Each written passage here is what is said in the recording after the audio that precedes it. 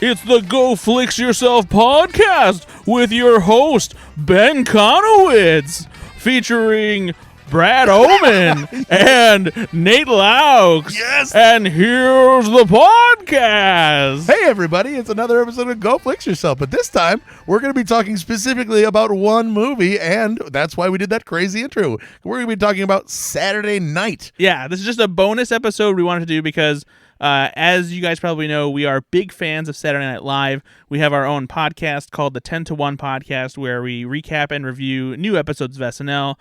Sometimes we'll talk about the old SNL movies. We did a 3-part ranking of SNL digital shorts. We just love Saturday Night Live, and because of that, we were very excited about Saturday Night. It's taken us all a while to see it because of some shenanigans and tomfoolery that happened. I saw it over a month ago now. In Toronto at the premiere. If you go to Slash Film Daily, which is the podcast that Slash Film does, from about a week ago, Yeah, you don't 2 need weeks to do ago that, now. though. You just stay here. I think I stay here. Don't tell people to I think go I away. mentioned- Don't tell them to go people away. to go Why? If you want to listen to interviews that I did with director Jason Reitman and writer and producer Gil Keenan, Yeah, listen to that after you listen to this, though. and cast members Gabriel Abel, Dylan O'Brien, and Rachel Sennett, feel free to check that out after this. But we just wanted to take some time to have a little bonus episode to really dig into this movie because Ben and Nate finally saw it. And just to get right into it, guys, what did you think of this movie? Hated it.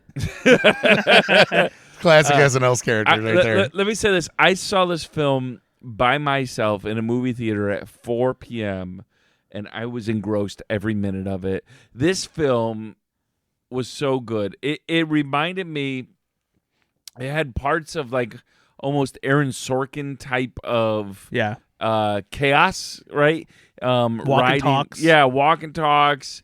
But also it had its own feel to it as well. He wasn't Reitman wasn't ripping off of Sorkin. No, it wasn't the pithy repartee but it of a carried Sorkin. that I was never bored, right? No. And so it just kept on going. This movie is an hour 45. Mm-hmm. It's one of the only times I'll say this. It could have been 2:10. Oh, and I for would have been sure. totally fine with that. Yeah, 100%. For it was sure. it was uncut gems level stressful at some points. Mm-hmm. It was. I took my entire company to see this. We shut down LaPorte Seamless Gutter on Friday. We had an employee appreciation day where we did like the gutter Olympics in the morning. Which just a quick sidebar. I built a downspout elbow discus that was probably as big as a hemorrhoid donut, but made out of all aluminum. And we had these guys whipping this on a baseball field. Hemorrhoid donut is my least favorite flavor. And because I'm 43, I know what a hemorrhoid donut is now. Yeah. So our 17-year-old, 18-year-old phenom that just graduated high school and joined us, he's built like a brick shithouse. He threw it into the outfield. Oh, my God. Like, this thing should not travel more than 20 feet. And he just yanked that thing right out there. It was awesome. So we're all riding high. We go over to the South Bend Theater, the AMC. It looks like the zombie apocalypse. Because the South Bend Theater sucks. it was, well, no, I mean, the theater inside was fine. Oh, no, it sucks. The outside. I went to Michigan City. That also sucks. No, Michigan City's great. So we got there, and the movie is at 1 o'clock p.m. Eastern time, 12 our time.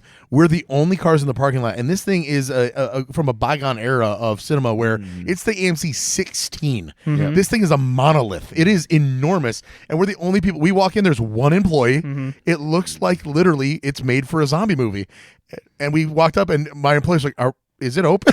I was like, Well, you figure it's Friday. It's middle of the afternoon. Yeah. truly, but still, we were the only people there. Yeah, of course. And no, everybody, these are blue collar employees that, hang gutter for a living, and my office staff, everybody came out of that theater with a way different opinion than they had going in. Because I'm like making them go to this movie, and like they're getting paid for it, so they don't care.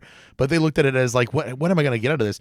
I wanted to show them this is somebody trying to pull something together that is chaos, and that's what you guys are doing every day. Is we're asking a lot of all of this to come together and to hang gutter and to be nice. professional. It's good boss work. It really was. It was like really good. But selfishly, I just really wanted to see this movie. No, of course. So I guess I may have read this, but I didn't know it maybe because it seemed new to me that the reason SNL essentially got greenlit was because of a contract dispute with Johnny Carson. Yeah, they Is that new to us? No, that's been around. Is that new to you, Nate? It's new to me. Okay. I did not know that. No, yeah, that's a part of it. Did you see what he did there? I did not know that. That's Yeah, a famous Johnny Carson. I don't know if you knew that. Did you know what you were doing? I did know that. Did you know what you were doing right there, though? No, but I did know that. yeah, that is a part of SNL history. There was a thing where they were running Johnny Carson reruns at a time, and like it was a whole thing where like they wanted to have something else new in there, and they wanted to show that they didn't necessarily need to do that. The movie makes it seem like Johnny Carson was a little more antagonistic than he really was in history. He ended up being like a supporter of the show, but like sometimes you have to create villains. No, for sure. And there's right? plenty of instances in that movie, but none of them felt like they were like. I've heard some complaints from like SNL purists out there, like, well, that's not really how it was. It's like, yeah, because this is a fucking movie, and you dramatize and you add stuff to it. You think Eduardo Saverin really smashed Mark Zuckerberg's computer? He didn't? No, he didn't. Wow. And so like you add things to create drama, to create tension, and like that's how it works. So yeah, I'm surprised you didn't know that. You're telling me that Johnny Carson didn't call Lorne Michaels on the day of the show and call him a piece of shit, basically? As far as we know. Okay. Yeah, and so that part of the film, right, dramatized for sure, but I guess I wasn't. I guess I'm curious if the studio did though pit them against each other as much as the film kind of.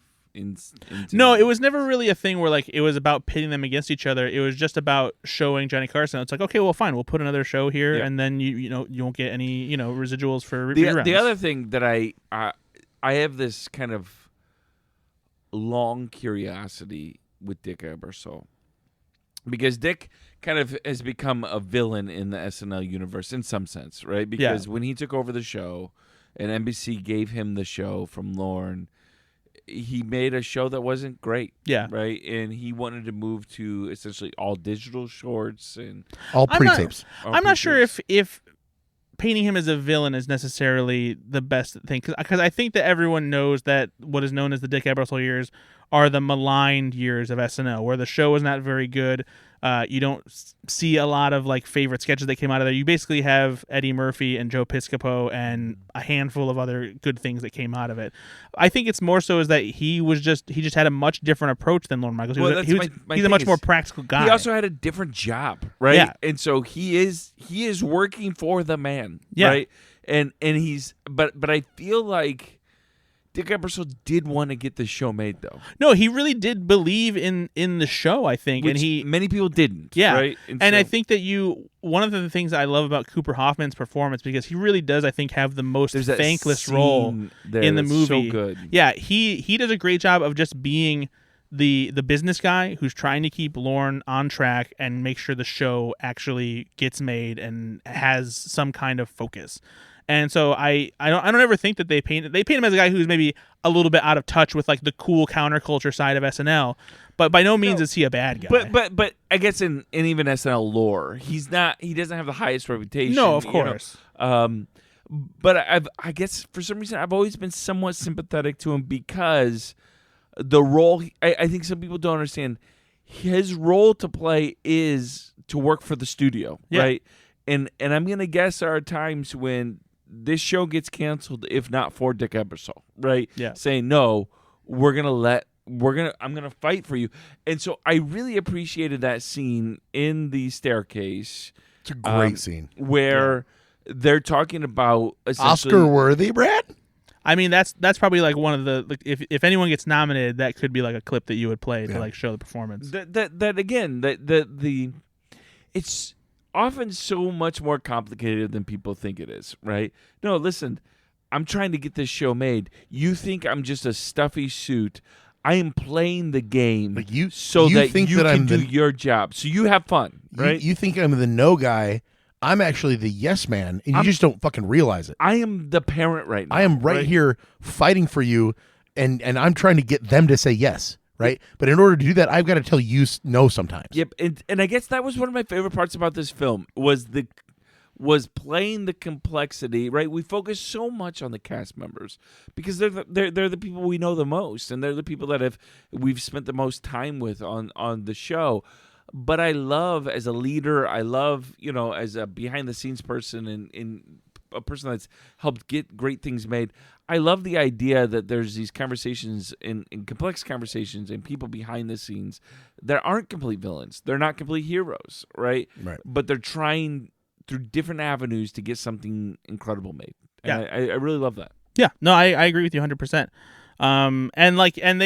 The person that they do kind of make out to be the villain also wasn't really a villain in the behind the scenes of it too. You have Willem Dafoe as Dave Tebbutt, and he's definitely like it seems like he's against SNL working. He's not really confident in it, and at one point basically tries to stop it. But that was never really the case. Dave Tebbutt was a supporter of SNL early on. So let me just phrase it like this.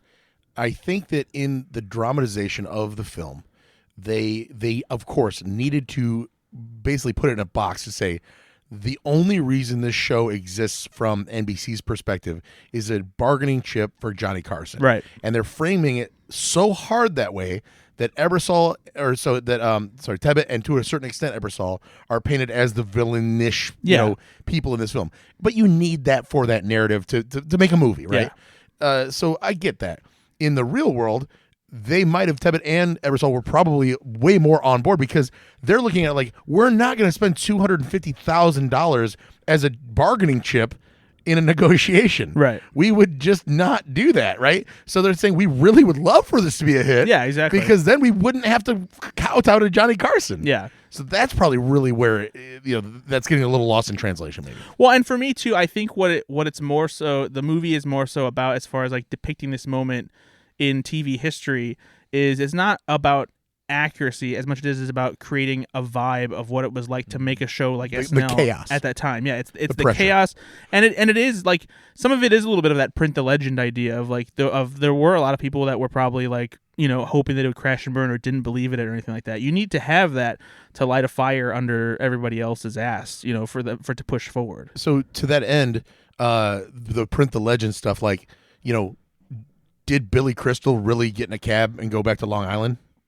I don't know if that part is true. Yeah. There were so many. Like Billy Crystal is one of the most famous comedians of all time. Yeah, he's portrayed in this movie as a very young up and coming comedian, and with another woman who was also doing stand up on the show on that night. Yeah, and they were basically saying, "We have 5 minutes, which means they're going to give us 3 minutes. We got to push for 4." And then Lauren ends up saying, "I need one of you to do 2 minutes," and Billy Crystal says no. The woman says yes. There's some disheartening, and then he leaves. Yeah. Did that happen that night of? Did that ever happen? Was that even a thing? Who knows? Well, I mean, I the part about Billy Crystal not getting on the show obviously is true. Well, sure, not getting on the show. And was he waiting in the wings? So. Exactly. Yeah, I mean, on the night. I think so. Actually, I do think that was part of it. Because if you haven't seen the film, obviously we encourage you to.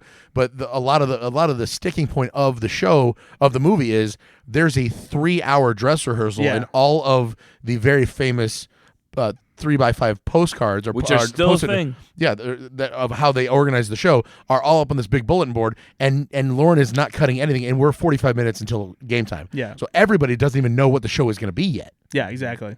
The Billy Crystal thing is great because he still is so sad that that happened to this day. Funnily enough, when they were talking to Jason Reitman and Gil Keenan, when they were talking to people, because what they did for this movie, they didn't use Live from New York, they didn't read SNL books, they literally just talked to as many people. They just called the actual people. Yeah, who were there that night and just did all new interviews with them to find out what it was like. And they talked to Billy Crystal. And funnily enough, Billy Crystal was, I think, the only person who still had the original script of the show from that night, and so he was able to give that to them of like what happened. And I mean, obviously Billy Crystal had been on the show now, and he's got a legacy. But like, was he somewhat bitter about it, or just sad? Both. I think at first he was bitter, but then it's whenever he's talked about it, and since you can tell that it's something that he still resides in. Yeah, that he still has always been sad and even about. though he, think about, I know we're talking about SNL here, but think about Billy Crystal as an institution. That man is could be on the Mount Rushmore of comedy. He really has that level of stardom and fame and fortune, movie star and television and Saturday Night Live and everything, stand up, comic relief, the Oscars. I mean, the man is an indelible imprint on our comedy landscape, and he still is, sad that he missed out on SNL. Yeah. That's I how think- big SNL is. Also, I think it's because he's kind of an egotistical asshole too. Well, sure, 'Cause- and he's also he's a contemporary of all those people that did make it, right? Yeah, exactly. Because in case you haven't heard, Billy Crystal apparently is kind of a dick. Is he Actually, really? I hadn't heard that had he's- not heard that. I so. really hadn't. Really? If you Thomas Lennon and Ben Garant specifically, Oh, I love them. yeah, Those are the guys from Reno 911. they do not have kind words to say about Billy Crystal. And Really? yeah, and From what? they were supposed to work together I on don't know what on the connection- something. I forget what it is, but they had a time where I think they were like developing something with him involved, and apparently it was just a nightmare experience for them. And Like Chevy Chase level? I don't know quite that, but he's just. It sounds like he's just kind of full of himself and, Sure. and a bit of a diva. Yeah. They're not the only ones that have said that he's I difficult think to that work with. the listener to our podcast here would be very surprised to see how much Thomas Lennon and Robert Ben Grant have been involved with in Hollywood in Yeah, comedy. they are very who's accomplished who. screenwriters. Yeah, they're a who's who as far as behind the scenes writers, and they bit parts on a lot of stuff. But a lot of times it's because they wrote it. They actually have an entire book about various projects that they've worked on and things that didn't get made, and about have anecdotes about working Oh, in I Hollywood. didn't know and that. I would everything. totally love that. Was there any other characters here though that their storylines maybe surprised you or that you appreciated them telling? For me, I'll go. Garrett Morris. Do you like how Nate just set himself up for that one? Yeah, I did. But No, I I love wanted it. you guys to think a little bit about this. Yeah, actually, that's a compliment. He's giving us No, time to it's good. think. Yeah, so for me, Well, I was going to say Garrett Morris. no, I genuinely did like how I liked how Lamorne Harris played, or Lamorne Morris, Yep. played. Is his last name really Morris? It is. Yeah. Oh, cool. When he was a kid, he would lie and tell people that It was his dad was Garrett Morris. Nice. But I also liked that. I did not know that about him, that he struggled with what am I here for, right? Yeah. And that he was actually a 'Cause he- playwright. yeah, and I read that. I read his Wikipedia. Yeah. He was not a comedy guy, right? He So, was not. he was I a mean, trained certainly actor. funny, but But- he was trying to make it in Hollywood. Let me ask questions here. In the movie, you could have taken it one of two ways. Either he's like, "What am I doing here? Like, I'm better than this a little bit," because there's a little bit I of didn't that. get there. that out of the film. I thought Yeah. it was like, I don't know why I'm here. I think there's maybe a little bit of that because he was like a trained actor, but I think it was more so he just kind of felt he did really feel like the token black guy, Sure. and they just had him doing stereotypical black guy Him- stuff. Yeah, you yeah, know? yeah. Which But was true. yeah, it was, and he's talked about that openly over the years. Funnily enough, he Which has never been one never of the- smoked a cigarette in his life. Garrett Morris or Lamorne Morris? Garrett Morris Oh. didn't smoke. I don't think that's true. That's not true. Yeah. But Because in the movie, he never wasn't smoking. Mhm. Like the entire character was the whole time. I never saw it without a And cigarette. in fact, he lights a cigarette with a fire that happens on one of the lights that falls. Yes, and that's awesome. by I the way. hope that really happens. That's a fucking baller move, by the way. yeah. But it is one of the struggles that SNL has had for its 50-year history is knowing how to and one of the things I will praise them for now is, and we've talked about this on the 10 to 1, learning how to embrace minority characters in a healthier way, Yeah. right? Whether it's Latino characters or black characters. But in the beginning and for many years, that was a struggle. And many black characters or black cast members would say, Chris Rock, Tim Meadows. They felt very token, Yeah. right? And I do appreciate that they've tried to, it seems like anyway, tried to correct much of that. Yeah. And Certainly imperfectly, I but think that- being aware of it. also, I think that kind of selfishly for SNL, they are like Lauren maybe is finding that by hiring people of different ethnic backgrounds, there's comedy gold that exists in all these cultures. Oh, yeah. That is just, think about the Bad Bunny sketch. Uh-huh. That wouldn't Marcelo have existed. Hernandez, It right? couldn't have existed even 10 years ago because Yeah. you didn't even have a Latino cast member to do that. Or if they did it, they would have Horatio white. Sands was there. You'd have white. Oh, that's you heard it here first. Brad Oman, defender of Horatio Sands. So the idea though that they would have white actors doing it if they Yeah. were going to do it, and now there is legitimate. It's a legitimacy to that comedy, Yeah, exactly. and I love it, and it's fucking hilarious. It is. Any other storylines for you guys or any of the other characters that you appreciated the way they told that story? So there's one moment that Dylan O'Brien has as Dan Aykroyd that I really appreciated. And it's during the moment when they're doing the hard hat sketch, where all of the women cast members are construction workers, and they ogle and catcall Dan Aykroyd. He's wearing a red tank top and feels very uncomfortable, very short jean shorts. Yeah, but it's such a brief moment where he looks insecure and like he doesn't want to take the robe off.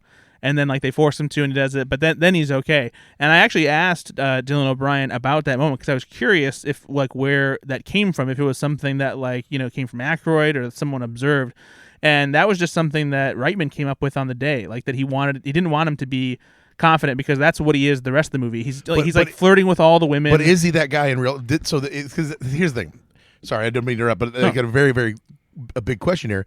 They set it up that he's using the same shtick on 3 women in the cast, right? And he's this playboy, and he's the Fred Garvin, male prostitute. He's doing it, and yeah. And the other women are overhearing him say the same thing to the other women, so they're like, "Oh, I'm not special," right? And then come turnabout's fair play, and he's uncomfortable. Was Dan Aykroyd in real life uncomfortable, or if it's something that Reitman came up with, or Aykroyd just never really got it and was just like, yeah, he was fine with that because again, he's a white dude in the '70s. It just Yeah, I don't know, but like for me, for the movie though, it works. Yeah, it's a great character moment that adds just a little bit of depth to Dan Aykroyd as a character, Sure. And if anything, it just shows something that is prevalent among all comedians. Is like no matter how confident they present themselves, how sure they are when they're doing bits and like talking to people, there's always some kind of underlying insecurity, whether it's like imposter syndrome or just worried about whether or not they're actually good at what they're doing. Not with me though.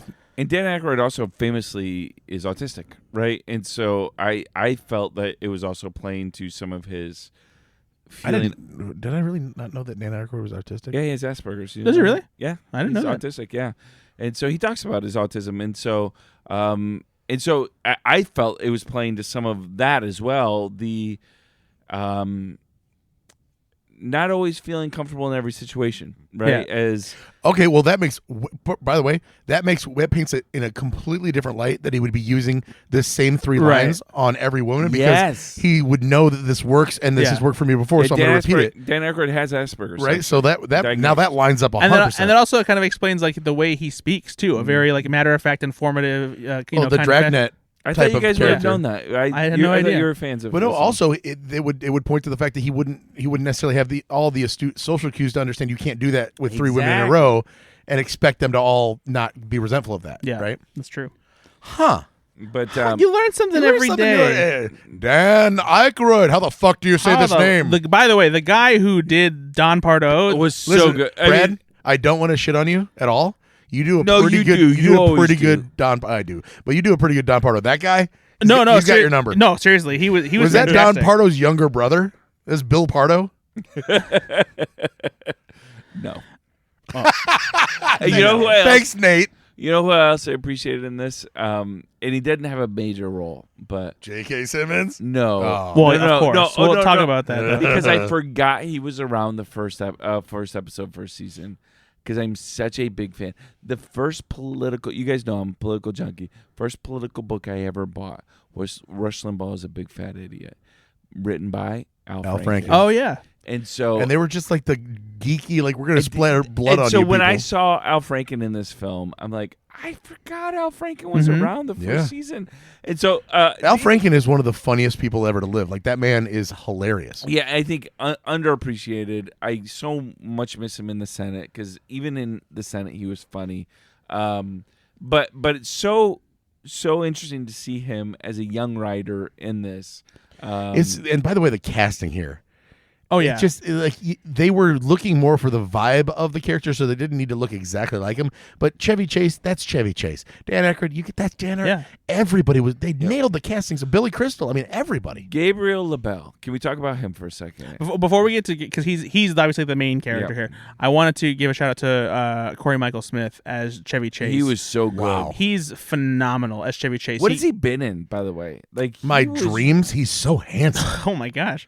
He was so good. No, he's fantastic. He really did a good job of capturing that cocksure attitude that Chevy Chase had. And that scene with him and Mr. Television, the hurt, he's talking about Milton Berle, J.K. Simmons. The pain behind the eyes of realizing that that guy's better than me here. No, so I was going to talk about that because you really do you see him feel that like idea of like he when he talks to him, he's like, yeah, I'm not that person. Like I'm, but like, on top of that. even though they turned this into more of like a joke part, I loved the moment earlier in the movie when he's talking to Tracy Letts as Herb Sargent, is one of the writers. And Herb Sargent goes in this thing where he basically lines up Chevy Chase's entire career that's ahead of him. Yeah. And it's so accurate to what Chevy Chase would be. And it's great because it's pretty skewering of Chevy Chase. It is. And it also comes from a place of like, at first I thought that like that's just a writer doing that or whatever, just a guy. Yeah. But then you start, as soon as he gets about halfway through the monologue where he's just tearing down Chevy Chase, what he's going to be. Yeah. You realize, oh, this is a guy who really has seen it all and is coming from a place of this is real gravitas. Exactly. This isn't just some guy trying to hurt you. This is like, motherfucker, I've seen this all before, and you're going to be cocky. I'm going to show you your whole life. But I also love that Chevy Chase's response is like, I can't wait. Yeah, exactly. Like. That's perfect Chevy Chase, right? Because he probably did say that. Yeah, exactly. But yeah, Corey Michael Smith, fantastic as Chevy Chase. I was so impressed by him. There was just a lot of young actors in this that you just feel in 5 years we're going to look back and be like, man. Yeah, I hope to see all of them. So who do you want to talk about next? Honestly, like Belushi. Who played Belushi? His name is Matt Wood. Yeah, don't know who that guy was. But Fire. Thank you for bringing him up because I almost forgot about the way they played Belushi. Is that really how Belushi was? So this is one where I think his performance is very good. He does a good job of capturing the look and the anger and everything. I think that he was you know more about this, so I'm going to guess. Yeah. So I'm going to ask. My guess is John Belushi was probably not that temperamental. No, they definitely played that up, and like that's part of like Belushi did have that as time went on, where the drugs, and he also was bitter when Chevy did become the star of the show, and even though he left after the first season, that was something that made Belushi upset, and he did fight with Chevy Chase. Sure, how could you not? Yeah, exactly. There's actually a famous story from I think it's the second season when Chevy came back, and Bill Murray was there. Right? Bill Murray was there, yeah, and then Belushi got Bill Murray and Chevy Chase to get into a fight, basically. Right. And Chevy Chase was talking about like Bill Murray's skin, and how he looks like he's like, oh, I didn't know they landed on the moon twice. And like Jesus, man, that's so harsh. Yeah, they're just comedians can be so harsh with each other. But yeah, it's Belushi. I think they played a little more broadly than they needed to, but it's also one of those things too where like. You only have so much time, and you need to create certain defining traits. And it's got to be immediate. Yeah. Because you can't let that build for 2 hours. That's how you get a 2.5-hour movie. Yeah, exactly. And so the dynamic between Rosie, Lauren Michaels' wife, and she's like ex-wife, right? Well, now, but at the time they were. Oh, they were still married. Yeah, okay. That's actually a very complicated thing. She was dating Dan Aykroyd, but she was also still married to Lorne Michaels. I thought they were separated, though, right? No, at the time they just had a kind of an open dynamic. Because that was all. Every single time they said, "What do you want your last name to be?" Yeah, that's what they were digging at. Yeah, right? exactly. I thought they were divorcing. That's what I thought. No, the idea that she could calm the beast, right? She's the only one that can get him to sign the contract, shave his beard, come back to set, all that stuff. One of my favorite things about Rachel Sennett's performance as Rosie Schuster is she really does just play up the fact that she was like the only one who was calm with everything that was going on. Like she held everything together when it was chaos. Eye of the storm. She's like, oh well, let me just go over here. Let me just do this. In Lauren, obviously in that moment is. Nate, I don't know if this has ever like if you saw this at all when you watched the film. Not that we have 250 people counting on us, but did you ever look at him and be like, the way he answered some of those questions, I've answered questions because there's like 16 people asking me for something, and I go, yeah, no, that's a great question. I'll get back to you. And then they roll their eyes like he's not going to get back to me, and I'm like, I don't know what to do right now. No, and I'm looking just for the nearest closet to go hide in. I need a minute to process because I've got 16 people asking me something. I felt his tension to go like much. I don't know right now. Like please don't ask me. Don't know. Can I just get a minute? Yep. And again. That's not even close to the stress that he felt for real because he had real pressure, and I feel like I've got like sure there's people that count on me, but that's a lot riding on him, that, and like I said, that Uncut Gems level feel I want to see this movie again immediately. Yeah, walked out of the theater and go, is there another showing? I want to see it Yeah, now. kudos also to Nicholas Braun for playing two characters. Yeah, so let's talk about that for a second. Yeah, so Nicholas Braun plays both Jim Henson and Andy Kaufman. Originally, he was only supposed to play Jim Henson, and Benny Safdie from Oppenheimer, who's also one half of the Safdie brothers directing duo who directed Uncut Gems. Yep. He was supposed to play Andy Kaufman, but he had to drop out at the last minute because of scheduling conflict. And so Jason Reitman's fix was to ask Nicholas Braun. And he does great as Andy Kaufman. He does. He is fantastic, and he's great as Jim Henson too. And I found myself. I liked it better as Henson, honestly. So there have been some complaints from Muppets fans. I just let's The Muppet can that verse. just be the Muppet verse. Can that just be the cap of the show? Like there have been some complaints from Muppet fans. No, there The have been Muppet no. verse is not happy right now. Because The Muppet-verse. because of the depiction of Jim Henson, and they carry a little bit of weight. Sure. Because Jim Henson is portrayed as a bit more of a dork than he really was. He was not this humorless guy who didn't, Right. who didn't understand why they were making jokes about the Muppets and things like that. And he was frustrated he because would get it. Yeah, and he was frustrated because the SNL writers weren't keen on working with the Muppets. As Michael Donahue famously said, I don't write for felt. They did not like having the Muppets on SNL. No one wanted to write for them. It was a struggle to even get those Muppet sketches done for every episode in that first season. But for me, why I don't mind that this is not the most accurate representation of Jim Henson is, again, you have to remember how this movie was made. They talked to people who were there. The people who were working on SNL weren't a big fan of what Jim Henson was doing, so this comes from their perspective. And so this presentation of Jim Henson is one where it probably is presented in a little bit of a negative light. You don't have to accept this also, as like this is who Jim Henson was. I don't even look at it like. So it's only a negative portrayal if you are conflating a bit of innocence and naivete with being bad, because they made him a little bit like ignorance is bliss, a little dopey, right? Where it's like I was kind of sympathetic does he towards him, really though. not know what they're doing? Well, and that's the thing though. And is- that's the negative portrayal. But I'm saying, I'm okay. Like maybe, and that's what you're saying.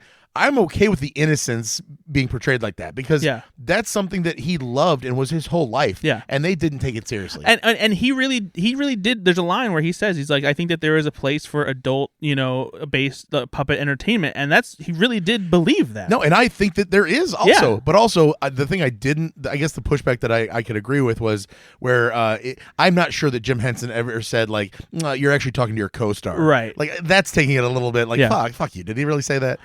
While we're on the topic, though, I want to give a shout out to Tommy Dewey, who's the guy who played Michael Donahue. Oh my God. So fucking good. So good. He has such like sharp delivery in some of his lines. There's one that I laughed at so hard What twice. show, by the way, do you remember Tommy Dewey from? I don't know if I remember him from It's Trailer Park Boys. any show. Oh, really? You guys? No, I don't know. I saw him immediately, and I thought of a specific show that I love called The Mindy Project. And Oh, see, I wouldn't even know who he played on the Mindy Project. I don't He even was- think he played Mindy. I've only. He was that's one of not Mindy's true. boyfriends, played by Josh. He was in maybe 12 episodes, but so he was a pretty major Okay. part. But he was so good in that as well. He's He's a wonderful. guy that he has something. He's got a presence. And I don't know why he's not in more stuff. Yeah. He's so good. There's the one line that he had that cracked me up both times that I saw the movie, where it's the censor, the Oh, God. woman is talking to him, and she says I know what what is the line? What does she say? It's I have experience with blue balls, and he goes, you don't say.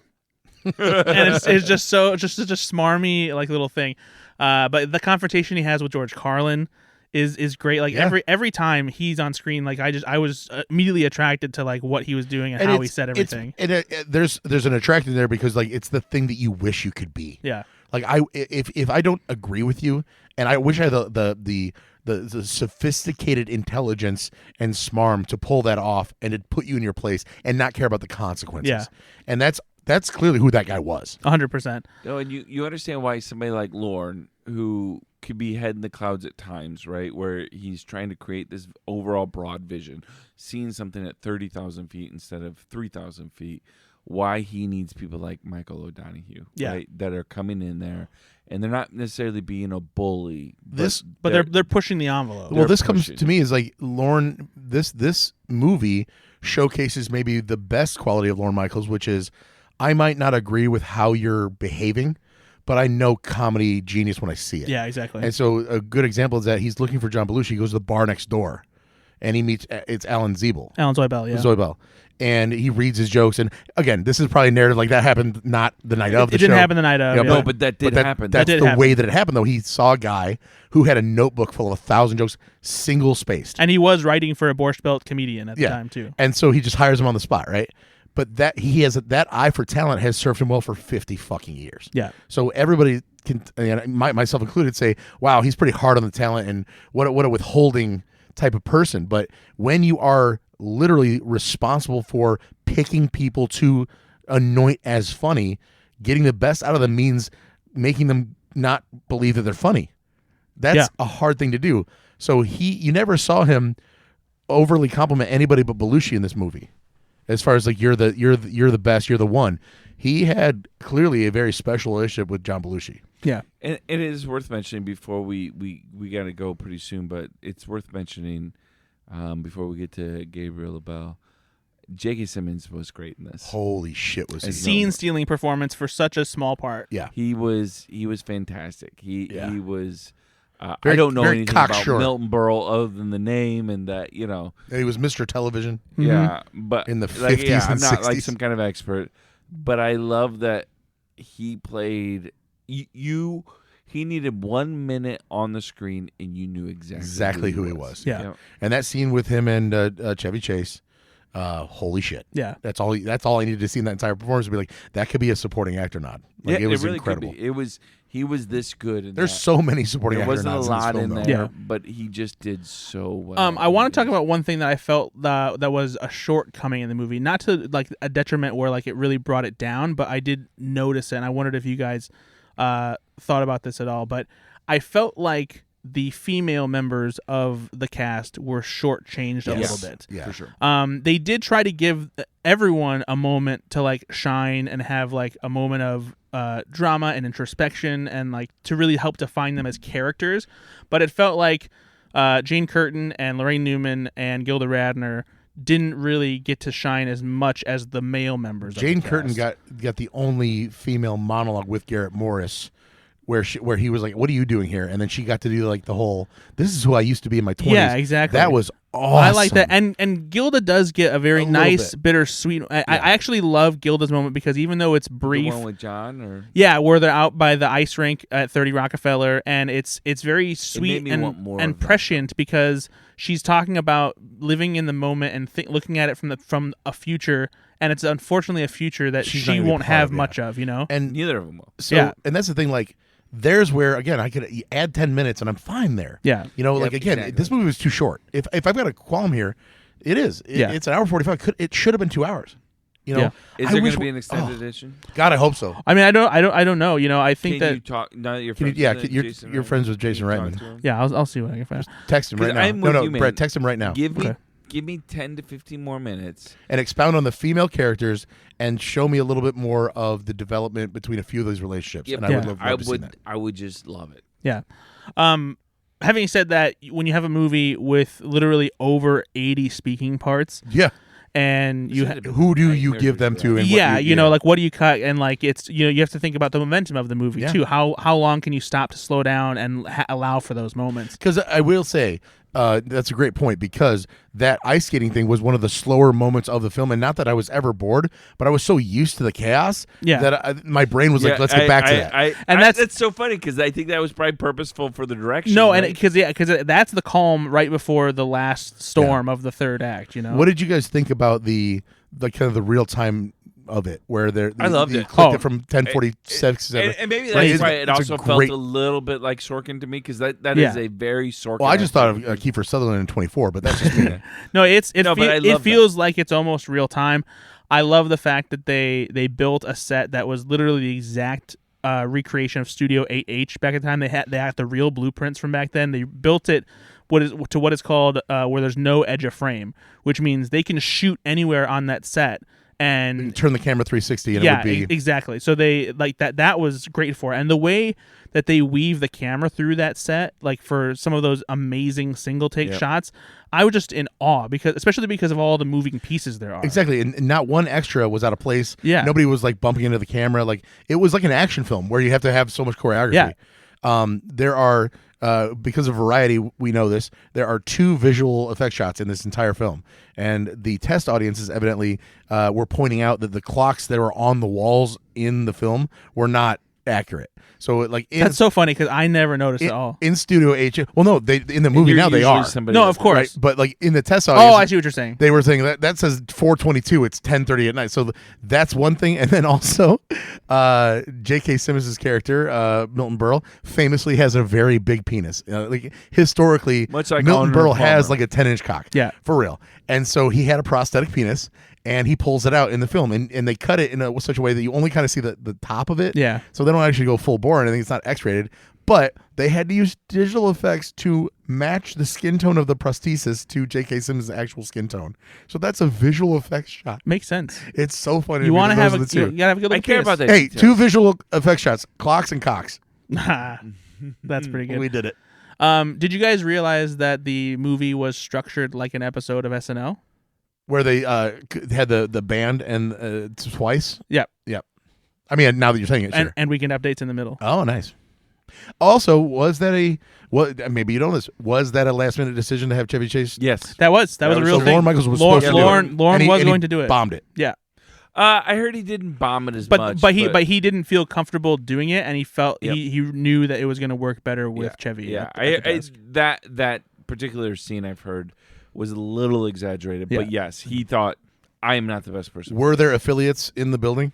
That I don't know, because that would have added a whole nother layer to this whole thing. That's true. If Chevy Chase had to go up there like an hour before being on stage and kind of hold the room like that and get tapped by David Tebbutt or whatever his name is. Yeah. All right, can we finally talk about Gabriel LaBelle? I guess. He was fine. Man, of all the things they should have recast.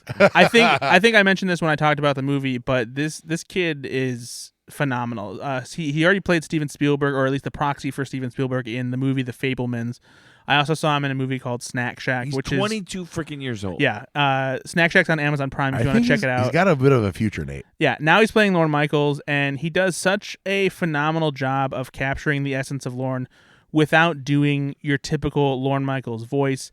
He just has this great energy about him where he's easily able to make it appear as if he is remaining calm and in control of a situation when he is very clearly not in control.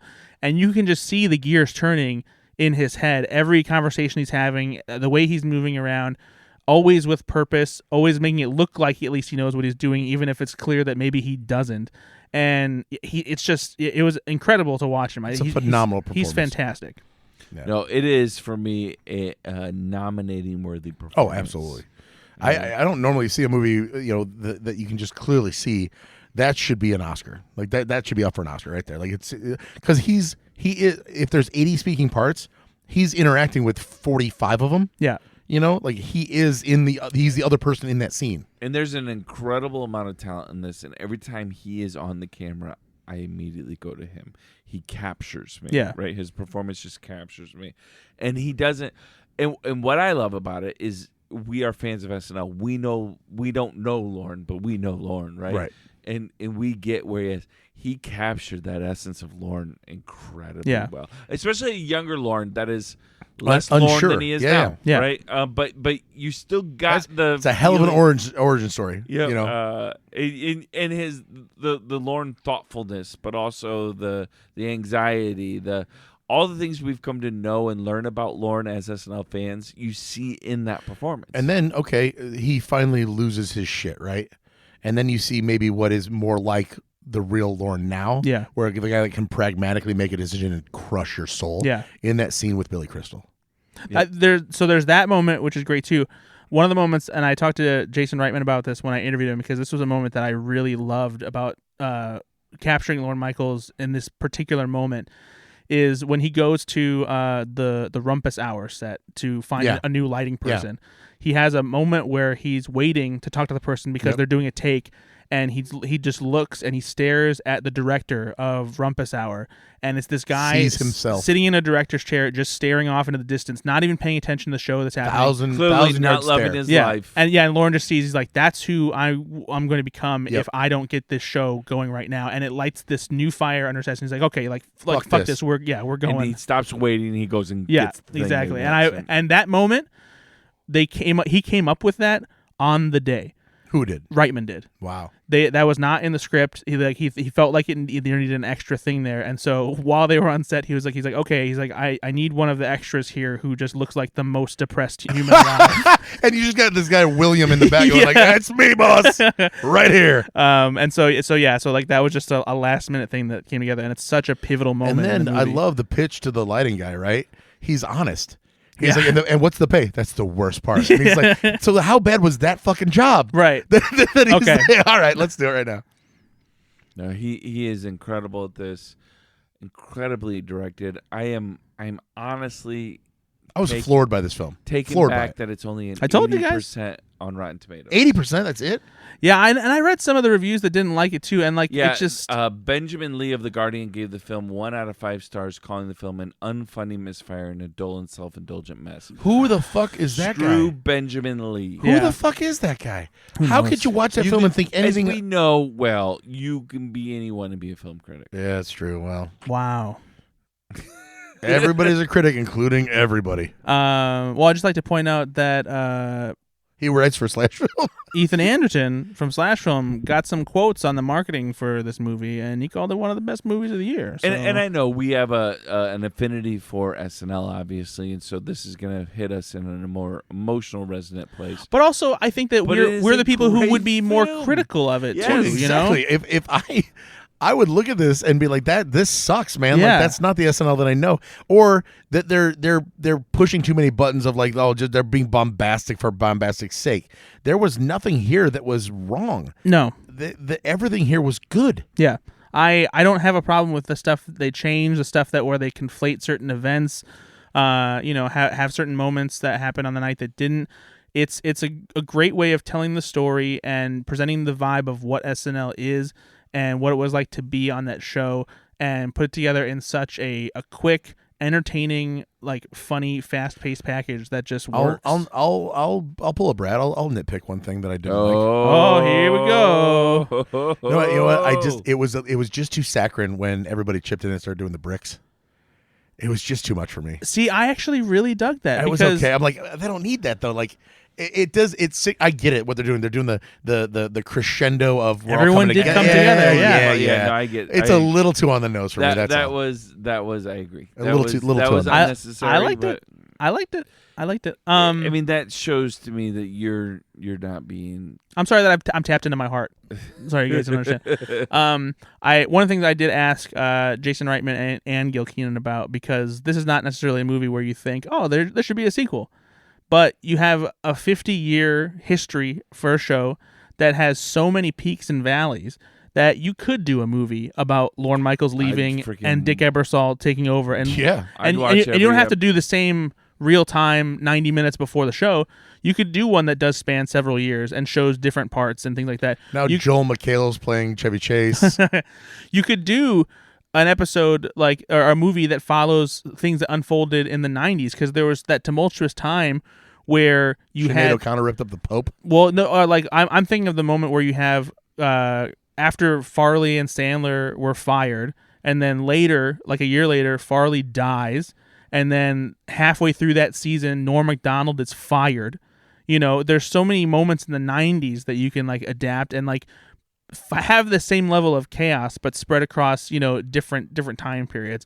And they're both very much into the idea of doing another one if they were able to crack a good story. For absolutely. It. And talk about a show that is rife with just so much content that you can pull from, right? Yeah.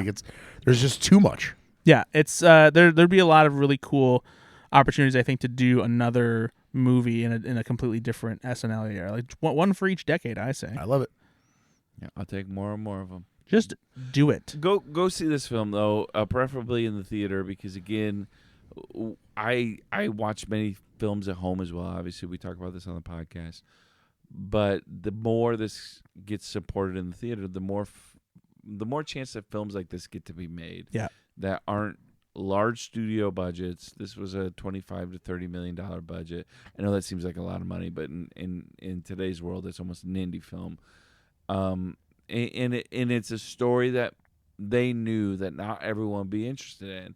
And so the more support it gets, the more chances that these films get made. So if you 100%. go see this film in the film. Absolutely. For sure. For your consideration. Please vote for Saturday Night for Best Picture. How do you feel about this movie's Oscar chances? I mean, I it's going to be hard to see because it's only October. Mm-hmm. So like most of the award winners are going to start to come out in December. Mm-hmm. So I don't know what the competition necessarily is going to be yet. Yeah. I would say most likely you're going to see some performance Oscars more than anything else, right? Because that's what this is, performance heavy. I can see Gabriel LaBelle getting nominated for Best Actor. I think I could see Rachel Sennett getting nominated for Best Supporting Actress. Maybe one of the bigger cast member performances. But I hope that maybe it just gets a nomination for Best Picture for being this, like, for capturing this moment in showbiz history, because the Academy, they love jerking off to stuff like that. Screenplay. I think Screenplay is possible. Director. You don't think Jason Reitman could? I think I think Reitman could, because that is it's a large super complex movie. Editing, then? The editors will definitely get nominated. I think that's a given for sure. And then, Billy Crystal, he was in that one scene, so sound mixing is probably going to get it. I think the soundtrack also, actually, because I think I may have mentioned this on the previous episode. John Batiste did the score, and not only did he do the score, they improvised it live on the set of the movie. They literally looked at dailies, and he improvised. I don't know if the you guys music know anything about John Batiste. He's a genuinely a genius, a savant. Yeah, yep. No, he is genuinely a genius. And as kind as anybody I think exists. He is almost a modern day Mr. Rogers. He is that kind. He used to be the band leader on Stephen Colbert's late show until that horrible falling out. And then and then he did the score for Pixar's Soul, and he's done some other music for movies as well. Did you see his documentary? I haven't seen it yet. Oh, so good. Does he do music in it? He does. But it's about his wife who had cancer. Oh, I didn't know that. Oh, it's fantastic. It's so good. Sounds like a real uplifting movie. Did she so live? You got this guy who... Did she live? She does. Hey, it is. It's uplifting. We did it. But you got this guy who is like all sunshine and right. I mean, he is genuinely that guy. He is sunshine but also feels deeply about things. And so when his wife has cancer, Brad, Nate's looking into his own soul right now. It is. Feels so worth watching. Okay, definitely. Well, that was our bonus episode about Saturday Night. I hope you guys go see this movie. If you can't see in theaters because you have kids and life is hard, at least watch it when it comes out. Be good to yourself. Be good to others. Bye-bye. But if you had a chance... Oh, sorry. I thought I was doing my thing. Between Saturday Night and Joker Falling Adore, which one would you go to? I'd probably see Joker Folio do twice. I'd see Saturday Night twice, and I would probably put a staple through my nutsack before. Oh my god! I'd watch Joker Folly Deuce again. Folly Deuce. Yeah. All right. You want to do it at the same time? All right, friends. Well, thank you so much for listening. Be good to yourself. Be good to others. Bye, everybody. Bye. Bye, everybody. Bye.